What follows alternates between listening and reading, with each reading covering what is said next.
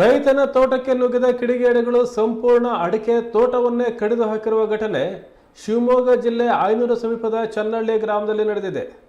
ಚನ್ನಹಳ್ಳಿ ಗ್ರಾಮದ ಸೈನಾ ನಾಯ್ಕ್ ಎಂಬವರ ರೈತರ ತೋಟಕ್ಕೆ ನುಗ್ಗಿದ ಕಿಡಿಗೇಡಿಗಳು ಜಮೀನಿನಲ್ಲಿದ್ದ ಸುಮಾರು 2 ರಿಂದ 3 ವರ್ಷದ 250 ಅಡಿಕೆ ಗಿಡಗಳನ್ನು ರಾತ್ರೋರಾತ್ರಿ ಕಡಿದು ಹಾಕಿ ಪೈಶಾಚಿಕ ಕೃತ್ಯ ಮೆರೆದಿದ್ದಾರೆ.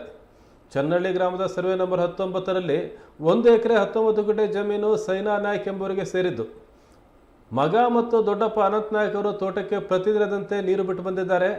ಶನಿವಾರ ರೈತ ಸೈನಾ ನಾಯ್ಕ್ ಎಂದಿನಂತೆ ನೀರು ಬಿಡಲು ಬೆಳಗ್ಗೆ ತೋಟಕ್ಕೆ ಹೋದಾಗ ಅಡಿಕೆ ಗಿಡಗಳನ್ನು ಕಡಿದು ಹಾಕಿರೋದು ನೋಡಿ ಆಘಾತ ಆಗಿದೆ.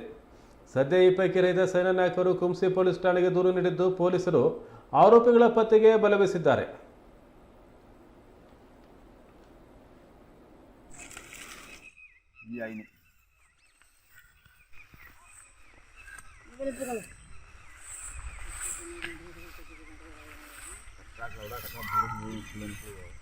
आदमी पकड़ने तुमकी गाड़ी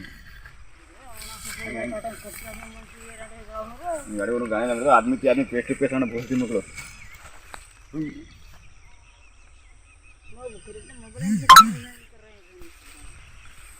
फेसबुक पे छोड़ रहे